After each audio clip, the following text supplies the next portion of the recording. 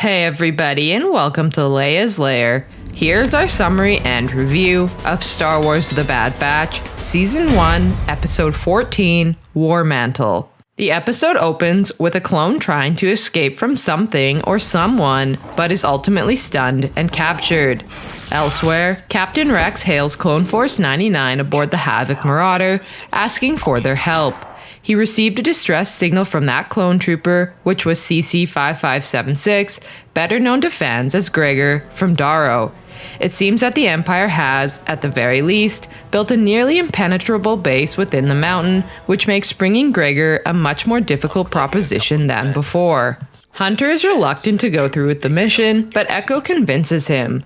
Things get complicated when the Bad Batch discover that 1,000 TK troops are apparently stationed on the base.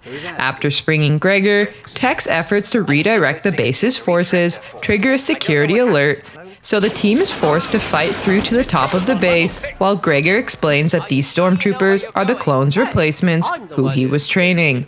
They're loyal to the Empire and come from all over the galaxy in endless supply. While Omega and Wrecker wait back at the Marauder, Clone Force 99 are forced to make a slight detour, during which Gregor catches a couple of rounds. They're eventually able to get a message to Omega and Wrecker, requesting a pickup, leading to a tense standoff on a cliff edge when the stormtroopers figure out their escape plan. Everyone escapes except for Hunter, who orders everyone else to leave and is forced to surrender to the Empire, much to Omega's distress. The episode closes with Crosshair meeting Hunter in his cell. So what we liked about the episode, there was really good action throughout the entire episode. At the beginning with Gregor being captured, but then also with the Bad Batch in their chase scene. Yeah, I really enjoyed actually both of those escape scenes, like the first one with Gregor, like you said, and then after when the Bad Batch is trying to rescue Gregor from the facility. I like both of them had really good action. And yeah, it was just interesting to also see what Gregor's up to, because we know that he's with Rex and in Rebels, so it's like we were like, oh, is he already with him? What's going on with him? How does that fall into the equation? So it's nice to see that they're showing him in this episode, giving him some backstory, because you always wonder how he escaped Order 66 and ended up with Rex and Wolf in Rebels, but there hasn't really been much said, at least in the shows, about it. So yeah, it's pretty cool to see what he's been doing. Yeah, and I also really like that every episode, it seems like they're just kind of unveiling a little bit more about how things switch from, the Republic to the Empire.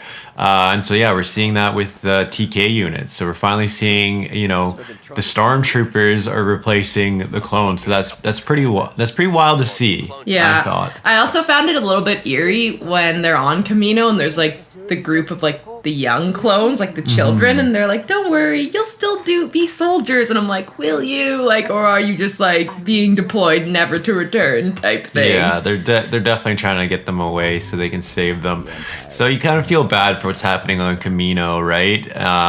But I guess it's inevitable. You don't. It's what's going to happen to Kamino? It's obviously they're going to stop the cloning. It's gonna be decommissioned. Yeah, and so it's they obviously are taking the Kamino scientists now to probably what we can only assume is lend their science to trying to bring back Palpatine. And that's going to be the whole plot for the whole Snoke and Palpatine thing going on. Yeah, in the sequel trilogy. They are the best cloners in the world. Yeah, so.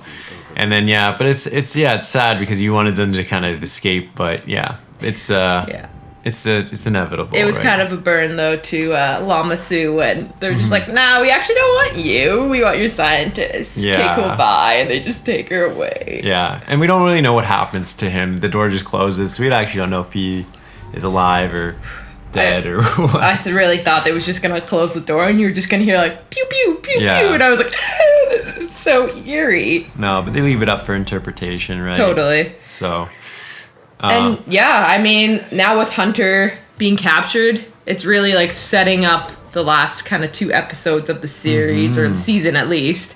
So I guess we'll see what happens. I mean, I feel like this is what Crosshair has wanted the entire season. So now he's got Hunter. He doesn't have the rest of them, but you can bet your bottom dollar that the rest of them are going to come back now and rescue Hunter. They're not just going to leave him with Crosshair. But the real question then is now, are they going to try and save Crosshair too? Is he a lost cause or what? Yeah, I don't know what to expect. Like, part of me thinks that I don't know, because I don't know if there's actually going to be more Bad Batch series, or this is just a one season, one show, and that's it.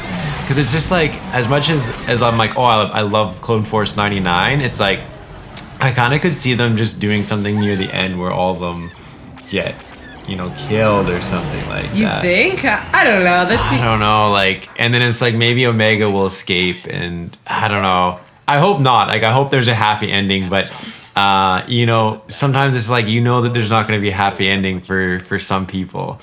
Yeah, I don't know. I kind of don't think they're gonna do that. I would be surprised. I don't know if they're gonna make another season, but you just like don't know that they're not just like around the galaxy like wreaking havoc. You know what I mean? Yeah, it's hard to say. Like, maybe they join the rebellion and you just never like really see them in Rebels or anything like that, or they just keep doing odd jobs for Sid. Yeah, I would be I'm actually more interested to see what they're gonna do with Omega, because I feel like she's very important to the Kaminoans. Yeah. And with everything going on in Kamino, like, what are they gonna do with her? Yeah, like, how does that all fit into the ending here? It's gonna be interesting. I like that they're setting up the plot for the finale, and taking all bets. Let's hear you guys' thoughts on what you think's gonna happen. So in terms of a rating, I'm going to give this episode a 7.5 out of 10. I thoroughly enjoyed it. There was a lot of action. I loved seeing Gregor and a bit more like plot development around him and like what he's been up to. But also I just like that they're setting it up for the last 2 episodes. Like, this is obviously going to be a 3-episode arc, so I'm interested to see now what's kind of going to come next. And I think they did a good job in this episode of setting it up. So yeah, 7.5 out of 10. Yeah, I'm also gonna give it a 7.5 out of 10. I love the action overall. It was great, those 2 chase scenes, or escape scenes if you want to call them. And yeah, just seeing how the clones are being replaced, what is happening on Kamino, just seeing more of that transitional, Republic to Empire is what I love. I love to see that in this. It's even if they're just giving me a little bit. And it's setting up for what looks to be a pretty cool finale, especially with Hunter being captured. So yeah, I give this one a 7.5 out of 10. Good episode.